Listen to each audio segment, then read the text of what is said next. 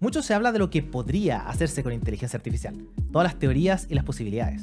Pues hoy les traemos un caso de uso real, Alemana GPT, el asistente creado por el equipo de transformación digital de la Clínica Alemana de Santiago de Chile, el cual lleva casi un año funcionando y ayudando a profesionales de la salud en tareas administrativas y de capacitación interna. Hablaremos sobre cómo se desarrolló el proyecto, qué problemas busca resolver y cómo planean ir de aquí en adelante.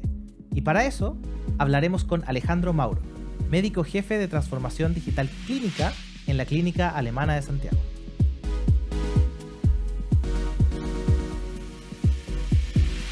Alejandro, muchas gracias por estar acá con nosotros. Quería que nos contaras un poco entonces de este proyecto que estuvieron armando de Alemana GPT. Muchísimas gracias por la invitación.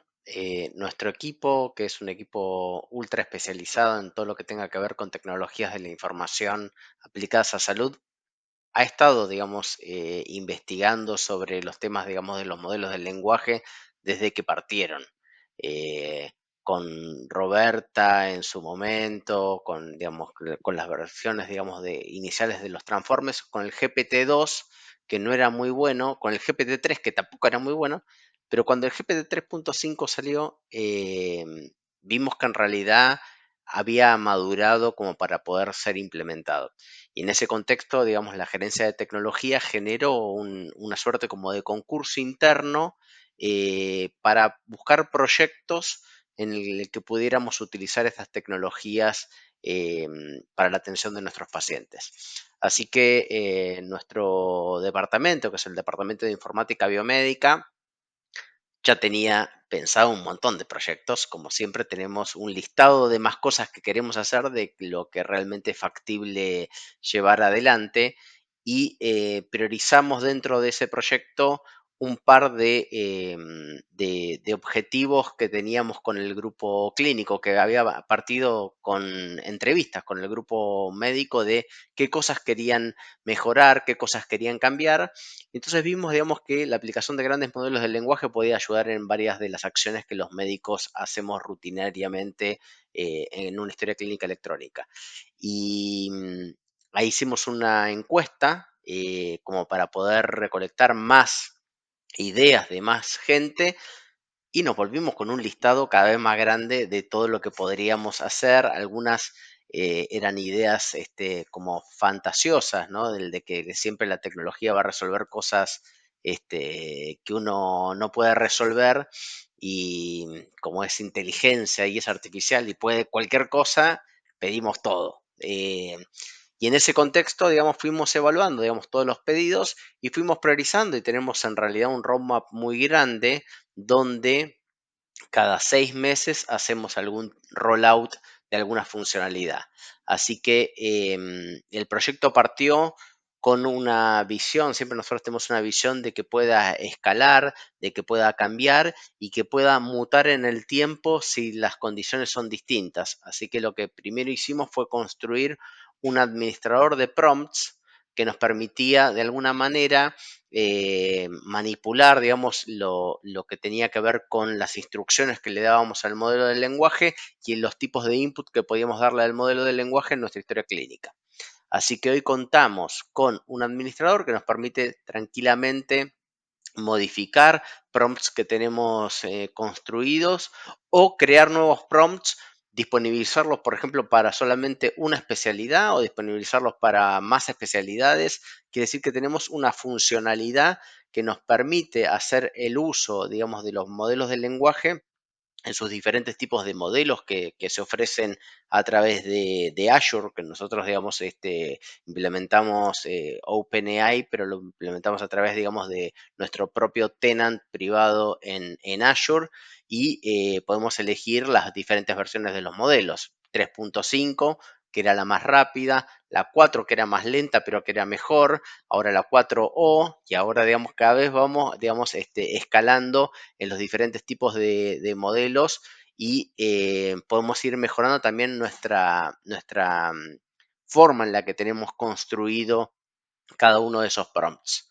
Actualmente, digamos, disponibilizamos en la historia clínica prompts para generar resúmenes de episodios de atención, prompts para mejorar la escritura. Los profesionales de la salud no hablamos en español, sino que hablamos en algo que se conoce como dialecto médico, que es un dialecto ultra especializado, que tiene un montón de siglas y jergas que solamente los conocemos quienes venimos del mundo de la salud, y poder seguir hablando en ese dialecto, que es un dialecto simple, para nosotros es muy útil, pero entendemos que cuando tenemos que hablar con terceros, o cuando terceros tienen que entenderlo, es más difícil.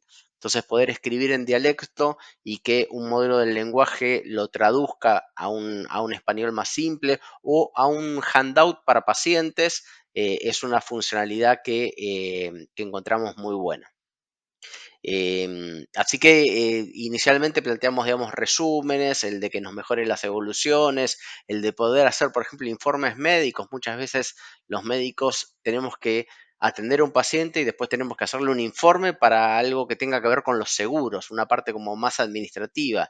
Y termina siendo una actividad que es como tediosa para el profesional de la salud porque dice, bueno, yo al final le atendí al paciente y ahora tengo que hacer un montón de papeleo para resolver temas administrativos, y eso genera, digamos, como frustración. Y un modelo de lenguaje es una gran ayuda, digamos, para ese contexto porque está todo escrito en la ficha, por lo cual reutilizar la información para crear informes médicos es muy bueno. Claro, disculpa, en este caso lo que hace entonces es te genera una propuesta con el modelo de lenguaje, en base a la información que uno llenó de la ficha del cliente o del paciente en este caso. Tenemos, digamos, nuestro administrador de prompts tiene la siguiente funcionalidad. Una es que podemos definirle con qué texto se va a basar, cuál va a ser lo que se conoce como el input dentro de un modelo del lenguaje, ¿sí? Entonces nosotros tenemos que la instrucción la escribimos nosotros los administradores de la administración de los prompts. Quiere decir que, por ejemplo, crea un resumen tomando como rol ser un médico especialista en medicina interna, utiliza como input, ¿sí? Y tenemos funciones que, por ejemplo, agarran y toman información de la ficha clínica. Toma las últimas 4 evoluciones escritas por médicos especialistas en medicina interna. Toma no sé, los últimos 5 reportes que se ingresaron en la ficha clínica. O toma lo que se está elaborando, el texto que está escribiendo el médico mientras está escribiendo una evolución.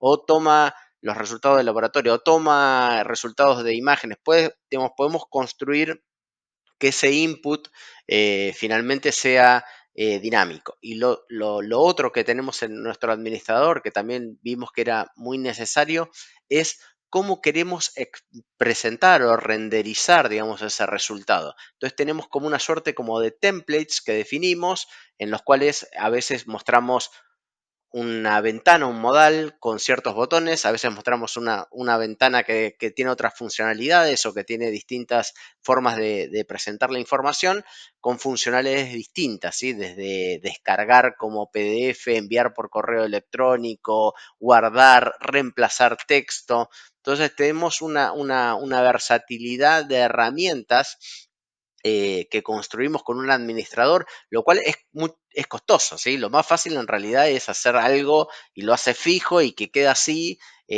pero entendíamos que el proyecto tenía que ser concebido para escalar, para cambiar, para ir teniendo feedback e ir cambiando en base al feedback que vamos teniendo de los profesionales. Entonces, esto nos permite, por ejemplo, no sé, ahora paciente internacional nos pide, necesito que se pueda traducir al griego, porque tengo un paciente, y no, para nosotros es muy simple, ¿sí? Es, digamos, es habilitar una funcionalidad y al profesional le aparece esa funcionalidad y puede traducir al griego algo que escribió en español, por ejemplo, ¿sí? Claro. Que es una funcionalidad que es súper potente porque finalmente si nosotros atendemos pacientes, digamos, que hablan en otro idioma y poder documentar en el idioma que tenemos que documentar, pero poder entregarle información al paciente en su idioma es algo muy, muy bueno. Claro, así súper modular al final. La idea es que el día de mañana, con todos los cambios y lo rápido que cambia la inteligencia artificial, tienes esa ventaja de que cualquier cambio que salga mañana, como por ejemplo ahora el nuevo modelo que salió hace poco, el O1, o cualquier otra mejora significativa que pueda salir en el futuro, te la van a poder implementar de manera más sencilla, ¿cierto? Para ir mejorando las necesidades y todo. Tal cual, en realidad era armar una base que sea muy sólida y no una base como muy rápida, pero que después cada cambio es más costoso. Entonces hoy tenemos, digamos, que en nuestro administrador de prompts nosotros podemos decir con qué temperatura queremos que funcione, digamos, el modelo del lenguaje, con qué top K o qué top P funcione, cuáles son los inputs que queremos que tome, cuál es la instrucción que nosotros queremos crear, cuál es el modelo que queremos utilizar. ¿Queremos usar 3.5? ¿Queremos usar 4O? ¿Queremos usar 4O1? ¿Sí? O el 5, digamos, o el modelo, digamos, que se disponibilice finalmente en nuestro tenant de Azure y podemos hacer uso de esto, ¿sí? Si quieres acelerar la adopción de la inteligencia artificial en tu empresa, tienes que saber esto. En Evo Academy diseñamos distintos cursos corporativos sobre cómo adoptar tecnología e inteligencia artificial en tu empresa. Ofrecemos cursos para todo tipo de ejecutivos, donde explicamos de forma sencilla cómo entender el potencial de la inteligencia artificial. Además, contamos con cursos más técnicos, donde mostramos cómo puedes construir aplicaciones utilizando modelos de lenguaje, entre otros cursos más. Visita nuestro catálogo en evoacademy.cl/cursos-corporativos o el enlace que te dejamos en la descripción del podcast y lleva a tu empresa al siguiente nivel. Incluso con estas libertades que se tomaron, digamos, de hacerlo lo más modular posible y por ende que sea más como eficiente o que sea más future-proof, como le dicen, ¿cierto? Más future-proof. Te quería preguntar porque salieron súper de temprano dentro de las empresas que han sacado este tipo de cosas, ¿cierto? Incluso con todos los temas que tomaron antes. Entonces, tú has mencionado que están usando Azure. Te quería preguntar si había alguna razón particular por la cual usaron Azure. Principalmente porque nosotros utilizamos, digamos, todo lo que tenga que ver con el componente de seguridad de nuestra historia clínica Ujú. está en Azure. Perfecto. Quiere decir que para nosotros era súper simple implementarlo con algo que ya el usuario se loguea a través de Azure, utiliza un doble factor de autenticación, quiere decir que ya tenemos un token, digamos, del usuario que podemos tranquilamente consumir los servicios de Azure más eh, con todas nuestras garantías de seguridad, digamos, que nos brinda Azure, ¿sí? Claro. Entonces, por supuesto que además nosotros, este proyecto partió hace mucho tiempo, ¿sí? Lo liberamos en octubre del 2023. Mm. Quiere decir que nosotros ya tenemos casi un año de este proyecto en producción con usuarios. Claro. El proyecto, por supuesto que al principio lo pensamos más simple, después lo complejizamos un poco, como siempre. em, y en ese entonces, digamos, el recaudo más importante tenía que ver con dónde corre el modelo del lenguaje, digamos, cómo hacemos que la seguridad esté garantizada. Claro. Y la verdad es que la implementación, digamos, que nos ofrecía Microsoft a través de su nube era la que nos resultó eh, la mejor en ese momento, ¿sí? Probablemente, digamos, hay que llevar un año atrás, ¿sí? Hoy, Claro. digamos, tenemos un montón de opciones, un montón de sabores. Hoy podríamos tomar otras decisiones, pero en ese entonces era una de las mejores soluciones que estaban disponibles y era la que era la más rápida para nosotros para implementar. Sí, y como dices tú, el tema de la seguridad de la información es súper importante, en especial en rubros como la medicina, ¿cierto? O tú quieres mantener la información de los clientes, o en el caso no los pacientes, privada y todo lo que eso conlleva. Te quería hacer otra pregunta. Yo había visto en tu LinkedIn que estabas buscando especialistas en RAG hace poco. Quería que me hablaras un poco de ese tema. Si es que es algo que planean usar para adelante o algo que están usando y quieren mejorar. Sí, junto con el proyecto, ¿sí? Parte en realidad el resto de las ideas con respecto a modelos generativos que dentro de una historia clínica se escribe un sinfín de datos. Hay una cantidad de datos gigantescas que son humanamente imposibles de procesar por un profesional que tiene que atender a un paciente en media hora, ¿sí? Nosotros tenemos consultas de media hora, pero ningún humano puede leerse toda la ficha clínica antes de atender al paciente. La realidad es que nosotros que construimos la ficha clínica, porque es una construcción propia, digamos, este es un desarrollo propio de la clínica alemana, somos conscientes que construimos algo que no es utilizable, no es humanamente utilizable, ¿sí? Entonces, para nosotros es un desafío súper grande el lidiar con la complejidad inherente de la documentación de salud. Y la mejor forma que lo concebimos, digamos, desde que empezaron a aparecer los copilotos, era construyendo un copiloto dentro de la ficha clínica que pudiera uno hacerle consultas sobre un paciente individual, ¿sí? Y Perfecto. que un modelo de lenguaje lo resuelva.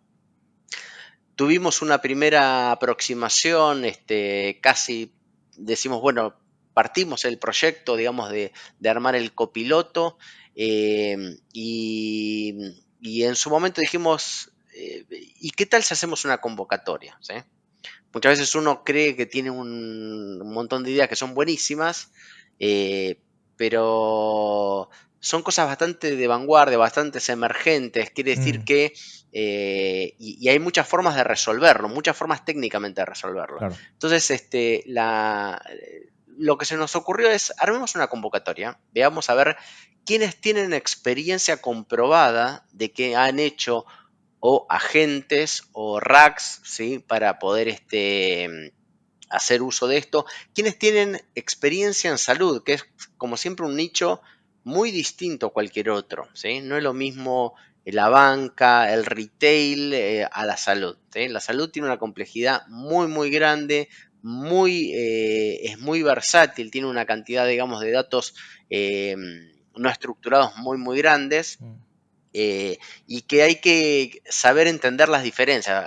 Además, muchas de estas cosas todas se llaman parecidas, ¿sí? Entonces, cuando viene alguien que no es del mundo de la salud, empieza a confundirse con diferentes cosas que para los que somos profesionales de la salud son totalmente distintas, ¿sí? claro. Qué bueno, que es lo que pasa, digamos, con cualquier tipo de disciplina, digamos, compleja. Ujú, Y en ese contexto, digamos, dijimos, bueno, lancemos un concurso, ¿sí? Veamos a ver cuáles son las propuestas que vienen desde investigadores, empresas, pymes, gente que haya hecho un curso y que después hizo una implementación. ujú, Y obtuvimos 30, ¿sí? Respuestas, digamos, de nuestra convocatoria. ujú. eh, que las revisamos y invitamos finalmente a 17 a que nos hagan una propuesta técnica, ¿sí? Así que cerramos, digamos, la parte del concurso, lo que nosotros llamamos la etapa 2 de este concurso, hace unas semanas. Tenemos 17 propuestas técnicas que están muy buenas. Estamos en la etapa de revisión de esas 17 propuestas y a las 3 mejores les vamos a solicitar que nos hagan una bajada, una presentación y una propuesta económica para poder ver con quiénes terminamos de armar este agente y con qué tecnología, con qué frameworks, digamos, podíamos armarlo. Para mí Perfecto. fue una experiencia espectacular porque leyendo propuestas de múltiples actores sobre un caso que yo lo planteé y les planteé perfectamente cuáles son los insumos, dónde están los insumos, qué es lo que tienen que usar, qué es lo que se espera y demás, obtuvimos un montón de respuestas en las cuales había como dos factores en común. Estaban los que iban por los modelos RAG con bases de datos vectoriales y los que iban por agentes directamente, ¿sí? Haciendo, digamos, con funciones, búsquedas en la base, en bases de datos, digamos, relacionales, pero de forma agéntica. Y esas dos visiones, ¿sí? Que inicialmente nosotros teníamos la visión de que íbamos a armar una base vectorial, vamos, sí, construyamos una base vectorial y ya estábamos viendo a ver con qué framework teníamos que armarlo, cuáles eran las ventajas. No habíamos visto en realidad las ventajas y las desventajas de estas dos visiones, ¿sí? Ujú, Y al hacer la convocatoria, y la convocatoria estaba hecha que decía, ¿cómo propones un RAG para resolver este problema dentro de nuestra historia clínica? Así que ya iba cejada para un lado, claro. pero quienes decían, ustedes pidieron un RAG y si quieren yo te hago el proyecto del RAG, pero no te lo recomiendo, ¿sí? Entonces uno empieza a leer y empieza a leer, digamos, las razones por las cuales decían quienes no recomendaban el RAG. Mm, Dice, acá hay gente que ya hizo esa parte, ya hizo ese camino, se dio cuenta que ese camino funciona para ciertas cosas, pero para que nosotros estábamos buscando no era el mejor y proponen esta otra opción de un agente. perfecto. Eh, y para nosotros eso fue súper enriquecedor, ¿sí? Porque nosotros íbamos a ir por una vía y ahora tenemos dos campanas, ¿sí? Así que nos hizo también crecer, entender que uno no tiene todas las respuestas, que es un mundo muy complejo, que necesitas gente que haya hecho experiencia práctica para poder entrar con menor incertidumbre, ¿sí? Si Sí, no, uno claro. entra, digamos, finalmente con un montón de incertidumbre sobre cómo el proyecto finalmente puede resultar. Perfecto. Así que bueno, Entonces, ahora, digamos, en la primera semana de octubre partimos la tercera etapa, que es revisión de propuestas y elegir con quién vamos a llevar adelante esta parte del proyecto. perfecto. Ahí una consulta solamente para mi curiosidad personal, digamos, porque, bueno, hablamos del RAG, obviamente, que lo mencioné en capítulos anteriores, pero básicamente es la capacidad de ir a buscar archivos con información para después poder traer esa información junto con, en este caso, el LLM, para que lea esa información que no es parte de su modelo de entrenamiento. Entonces, ustedes querían armar su RAG y básicamente llegó gente diciéndole, ¿sabes qué? No tienes que armar una base vectorial, ¿cierto? Su Pinecone o cualquier otra que hayas elegido. Hay que hacer agentes en base a lo que ustedes quieren. Ese requerimiento era público, o sea, mi pregunta personal es básicamente, ¿cuál era el requerimiento que ustedes querían usar RAG? ¿O para qué específicamente? Inicialmente, a ver, creo que es como todos. En mi equipo, muchos nos anotamos a cuánto curso vemos de alguna tecnología emergente que puede ser útil, ¿sí? Ujú. Y por supuesto hicimos varios cursos, digamos, de RAG. Dijimos, RAG funciona, RAG responde a esta necesidad que nosotros tenemos, RAG es lo que tenemos que utilizar, ¿sí? Esa Claro. fue nuestra primera visión y por eso hicimos un concurso para construir un RAG para nuestra historia clínica electrónica, ¿sí? En ese contexto, sí, y declaramos bien, pusimos casos de negocio, digamos, estaba bien, la base estaba bien, ¿sí? Ujú. Pero claro, quien hizo esa parte y dice, pero mira que vas a tener este problemita y este otro problemita y este que quizás no te diste cuenta, pero es un problemón, ¿sí? Cómo mantener esta base vectorial, además, digamos, de los costos propios, digamos, Claro. de construir la base vectorial, de mantenerla actualizada. Ujú. ¿Cada cuánto vas a actualizar la base vectorial? ¿Qué vas a hacer? ¿Vas a hacer una copia vectorial de toda tu base transaccional? Eh, ¿Cómo, digamos? Había un montón de cosas para pensar, ¿sí? Ujú. En la propuesta nosotros decíamos, bueno, ok, este es el problema, ¿sí? Esta es la solución que nosotros identificamos que podía ser útil, pero propon tu solución, ¿sí? No, claro. ¿Cuál era el problema? Disculpa. Esa es la parte que no me queda tan claro. El problema es el siguiente, que es, vuelvo atrás, digamos, ¿no? A lo que decía, médico, ¿sí? O profesional de la salud, puede ser un kinesiólogo, puede ser cualquier profesional, ingresa a la ficha clínica de un paciente que tiene que atender y tiene media hora para ver toda la información de la ficha y atender al paciente y resolver esa consulta, ¿sí? Ah, perfecto. El RAG era para esa parte, digamos. En ese contexto, ¿sí? Muchas veces el profesional tiene alguna duda y ¿qué hace? Empieza a surfear dentro de la historia clínica para encontrar la evidencia de la cirugía que le hicieron en el 2018 o Perfecto. el resultado del laboratorio, ¿me entendés?, del año pasado o el resultado de la imagen, porque el paciente te refiere y me dice, me hice una resonancia el año pasado y me dijeron que tenía algo ahí, ¿sí? Bueno, pará, que tengo que ver ese informe, ¿sí? Claro. Entonces, eso hoy los profesionales lo resuelven navegando diferentes tipos de menú que tenemos, ¿sí? Que los construimos para que sean lo más simple posible, pero igual es una complejidad inherente al negocio, ¿sí? Claro. Es extremadamente complejo. Entonces, Mm. que yo le pueda pedir a un copiloto, ¿qué, ¿qué decía la resonancia del 2018? ¿Sí? Y que lo Claro. escriba así. ¿Qué decía la resonancia del 2018? Y que un modelo del lenguaje vaya, la busque, ¿sí? Perfecto, sí. Que un agente haga la query a la base de datos para obtener resultados y que le devuelva un LLM, ¿sí? Esto es el informe que estaba en el 2018 de resonancias magnéticas, construirle una respuesta al usuario es súper potente, Sí, ¿sí? claro. En especial porque yo creo que mucha gente se imagina que los historiales médicos de repente son cortos, ¿cierto? Pensando en gente como uno.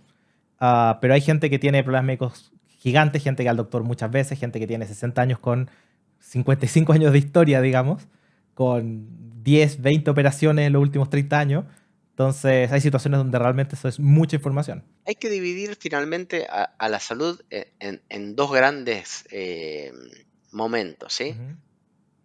el paciente que por supuesto solo tiene enfermedades agudas, ¿me entendés? Como los pacientes jóvenes, en general tienen un historial simple Mm, y digamos, es fácil digerir ese historial para una siguiente atención, ¿sí? claro, Porque lo que ha pasado son todas cosas que de alguna forma son eventos aislados, ¿sí? Son claro. eventos, lo que llamamos nosotros eventos episódicos. Ujú, Los pacientes que tenemos alguna enfermedad crónica importante, yo soy diabético tipo 1, mm, voy al médico 6 veces en el año, ¿sí?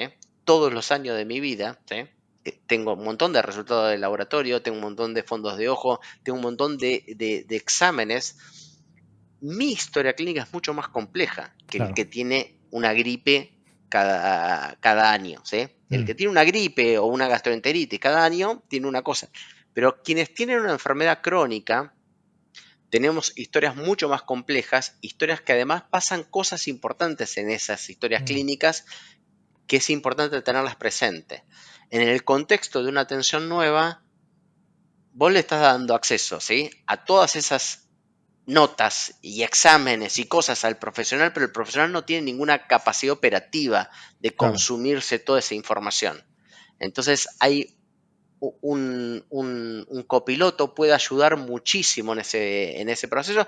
Es nuestra hipótesis, ¿sí? Es también lo que vemos que se está publicando, ¿sí? O sea, para dónde va Claro. el uso, digamos, y la implementación de estas tecnologías. Así que para nosotros, digamos, el copiloto es simplemente una etapa de implementación de tecnologías que ya no son tan emergentes, sino que son parte, digamos, del status quo, pero que hoy están muy poquito implementadas en el ámbito de la salud, ¿sí? Claro. Las vemos en otros lugares, pero no las vemos implementadas en el ámbito de la salud. Ok, nosotros vamos a implementarla en el ámbito de la salud, vamos a hacer la experiencia, vamos a verlo con los profesionales y vamos a ver cuál es el feedback que los profesionales tienen sobre eso. Porque quizás es una idea delirante, ¿sí? De un Ujú, grupo amante de la sí, tecnología, claro. ¿sí? Y que en realidad falla en la puesta en producción, ¿sí? Quiere decir que para nosotros lo único importante es lo que se usa. Lo que no se usa es pérdida de tiempo. Eran ideas que sonaban hermosas, pero que en la práctica en realidad no le resolvieron ningún problema a nadie, ¿sí? Perfecto. Entonces, nosotros identificamos cuál es el problema que queremos atacar, implementamos una tecnología que creemos que puede resolverla. Pero es todo incierto, digamos, si realmente le vamos a pegar al problema, digamos, si lo vamos a resolver y la gente, digamos, va a adherir, lo va a usar y van a estar contentos. Así que Perfecto. para nosotros es una apuesta. Y si te está gustando este episodio, ayúdanos a crecer y así llegar a más personas. Si estás en Spotify, abre la aplicación desde tu celular, selecciona nuestro programa, Inteligencia Artificial para los Negocios, pincha en los tres puntitos y dale una valoración de 5 estrellas. Por otro lado, si estás en YouTube, dale like y suscríbete. Gracias por todo el apoyo y hacer que este podcast sea cada vez más conocido. ¿Han visto un impacto en lo que ya han implementado el día de hoy? Sí, lo que hemos implementado, lo que hemos visto es que hay usuarios que lo utilizan de forma cotidiana, quiere decir que le han encontrado un valor. Para nosotros eso es muy significativo, ¿sí? Quiere decir que si hay alguien que le está encontrando valor, algún problema resuelve. Identificamos que a veces las cosas que más generan valor no son las que nosotros pensábamos que iban a generar valor, ¿sí? Que eso también es lo que es espectacular para mí de tener la posibilidad de apostar y de hacer cosas, ¿sí? Por ejemplo, nosotros tenemos un prompt que es de genera preguntas para hacerle a un médico que está en formación, un residente, ¿sí? Nosotros tenemos muchos médicos en formación, Claro. muchas veces atendemos pacientes con los médicos que están en formación. Hay un médico que es el docente y está el médico en formación. Ven un paciente juntos, ¿sí? Lo revisan, ¿sí? Escriben una evolución. Ok, un modelo de lenguaje que me haga 3 preguntas para hacerle al residente que tengo al lado, ¿sí? Mm, Y lo que tiene esto es que hay digamos, los profesionales de la salud o en general siempre es como que somos muy estándares sobre lo que vamos a preguntar, ¿sí? Siempre sí, preguntamos claro. lo mismo, pero un modelo de lenguaje que está entrenado con todos los textos que estaban en internet y estaban disponibles, va a tener una creatividad o una capacidad de hacer preguntas que a uno no se le ocurrirían, pero que son buenísimas para el contexto, para el Claro, caso. Entonces, resuelve una necesidad de negocio que existía, ¿sí? Que era hacer preguntas a los residentes, digamos, el de formar profesionales, pero de otra manera, ¿sí? Y eso o el de generar, digamos, los handouts para pacientes, digamos, el de en vez, yo sigo escribiendo en dialecto médico, pero te quiero entregar algo que vos entiendas qué es lo que yo escribí acá, pero no te quiero escribir, no te quiero pasar lo que yo escribí, porque lo que yo escribí es feo para entregártelo, porque es algo que está en mi dialecto, ¿sí? claro. Entonces le pedís a un modelo de lenguaje que traduzca el dialecto médico, ¿sí? A un español, digamos, sencillo para pacientes. Entonces, eso son las cosas, digamos, más utilizadas, mucho más utilizado que el de pedirle un resumen de la ficha clínica. Para nosotros era, esto va a ser lo que todo el mundo va a aplaudir, ¿sí? Claro, Esa era nuestra idea, ¿sí? Y entonces, y el de habilitarlo, y al habilitar esto, el de poder decir, ok, mira, está habilitado, tengo un administrador, podés venir y pedirme algo, ¿sí? Podés venir con una nueva necesidad. Y entonces te empieza a aparecer un mundo de necesidades nuevas donde las necesidades de los dermatólogos no tienen nada que ver con la de los urólogos, claro. ¿sí? Son muy distintos. Entonces poder construir esta herramienta está armada para poder construir algo específico para dermatólogo, algo específico para urólogo, algo específico para cardiólogo, ¿sí? Y que cada uno sienta que la herramienta realmente no es una cosa genérica, que da siempre la misma respuesta, ¿sí? Y que entonces piensa que todo el mundo es igual, sino que se puede adaptar al contexto de cada una de las especialidades. Y eso es lo que me parece que es súper potente de lo que armamos. Sí, claro. En especial esa habilidad modular que tienen, digamos, para poder controlar eh, todas estas, digamos, cosas que están mencionando, todas estas perillas, por así decirlo. Oye, volviendo un poco a lo técnico, dado que están trabajando con LLM, está todo el tema de las alucinaciones de por medio. Siento quería saber cómo lo habían manejado o si habían visto un poco el tema del riesgo que eso puede implicar en alguna de las funcionalidades que quizás querían hacer originalmente, pero al final decidieron no hacer o decidieron hacerlas igual, pero lo manejamos de esta manera. Hemos hecho todas las posibilidades habidas y por haber, ¿sí? Hemos construido prompts que después terminamos apagándolos, ¿sí? Porque, digamos, por esta parte que es qué vale la pena y qué no vale la pena hacer, ¿sí? Hoy tenemos súper claro que para lo que son muy buenos estos modelos es finalmente para transformar, ¿sí? Que para eso se han construido, digamos, el objetivo era transformar de un idioma a otro, para eso se construyeron los modelos de lenguaje, y que para transformar funcionan perfecto, ¿sí?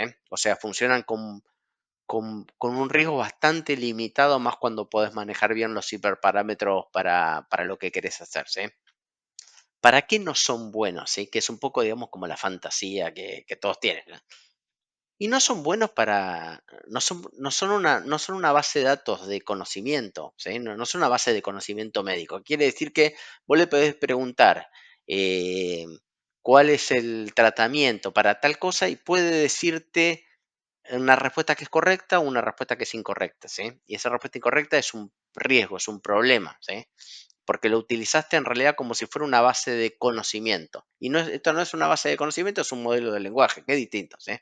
Entonces, en ese contexto, ¿sí? Lo que nosotros hacemos es implementamos aquellos prompts que tienen mm, menor riesgo independiente, digamos, de que la tecnología per se tiene un riesgo, ¿sí? Pero como cualquier tecnología que uno implementa, cuando nosotros creamos un sistema de soporte a la toma de decisiones, que le damos alertas entre interacciones de medicamentos, esa tecnología, yo puedo haber creado mal la base de datos y poner que un medicamento interactúa con otro y le doy una alerta a un tercero y también tiene un riesgo, ¿sí? O, por ejemplo, no está puesta la interacción entre un medicamento y el otro y el médico se lo da y dice, bueno, pero si el sistema tenía que decirme y tenía que alertarme, ¿sí? Quiere decir que la implementación de tecnologías tiene un riesgo inherente que es la implementación propiamente tal, ¿sí?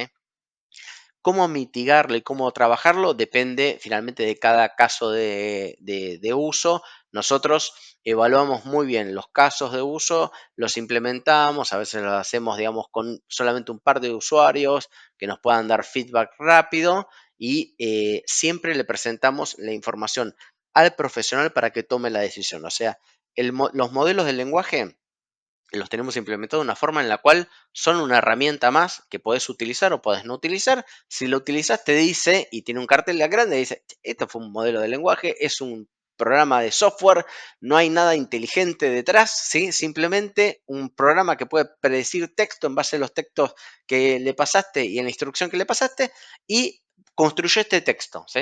Es tu responsabilidad chequear ese texto antes de usarlo, antes de entregarlo, antes de pasarlo, antes de descargarlo, imprimirlo, enviarlo por correo, ¿sí? Quiere decir que eh, esto es como tantas otras implementaciones. Nosotros tenemos muchas implementaciones de inteligencia artificial en medicina. Y por supuesto que cuando a un médico radiólogo un algoritmo de inteligencia artificial le dice alto riesgo de fractura, ¿sí? Y el profesional puede tomar la decisión de decir, este algoritmo dijo cualquier cosa, o puede tomar la decisión de decir, el algoritmo dijo algo que no había visto, o puede decir, tengo que chequearlo, ¿sí? Siempre la decisión la toma el humano, digamos. Las Claro. herramientas te damos apoyo y te damos soporte e intentamos hacer que ese soporte, ese apoyo sea el mejor posible, ¿sí? Dentro de las limitaciones propias de las herramientas.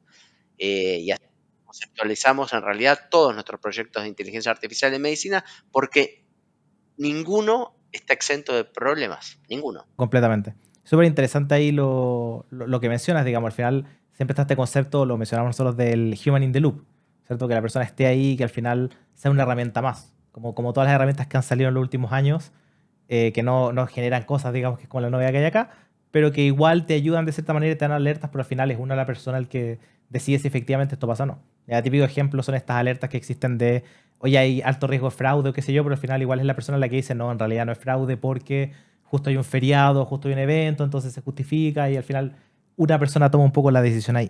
Hablando un poco del mismo tema, ¿cómo ves esto yendo para adelante a nivel de proyectos futuros? Y qué quiero decir con esto, o sea, con todo lo que has desarrollado, lo que estamos hablando recién de este proyecto con RAG que estabas viendo, o no necesariamente con RAG, puede ser con agentes, ¿cómo lo ves más adelante el uso de estas tecnologías, ¿cierto? En cosas que quizás el día de hoy no se estén utilizando. Yo creo que, digamos, en medicina y en educación, todo lo que está pasando, nada se está utilizando, o poco se está utilizando. Es súper poco lo que está implementado. Nosotros Mm. somos un caso de excepción. Estamos Sí, muy lejos completamente. de ser la regla. ¿Qué quiere decir eso? Que yo espero que en algún momento aquellas cosas que hoy somos solamente un grupo chiquitito, ¿sí? Que implementa, que lleva adelante, que genera valor en los profesionales de la salud, puede implementarse a gran escala, ¿sí? Muchas veces nosotros hacemos presentaciones y dicen, bueno, pero al final esto es solamente de la alemana. ¿Quién más tiene eso? ¿Sí? ¿Qué pasa en la salud pública? Y uno dice, bueno, ¿qué pasa? Pasa que lo mismo que pasa en educación, me parece a mí, que son lugares donde generar cambios es complejo, donde hay un montón de razones por las cuales los cambios son difíciles de llevar adelante y requieren una transformación digital, ¿sí? O sea, requieren tener el pensamiento de la transformación digital. Eso se requiere, ¿sí? Quiere decir que la mayoría de las instituciones de salud no están transformadas, Mm, ¿sí? En- son cosas analógicas, ¿sí? O que trabajan en papel o trabajan con un PC, pero de forma totalmente analógica, como si claro. tuvieran un Word, ¿sí?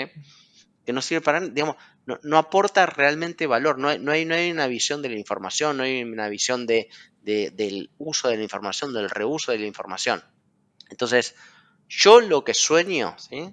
Es que ese gap gigante que existe hoy se vaya cortando, ¿sí? Y que pueda ser implementado,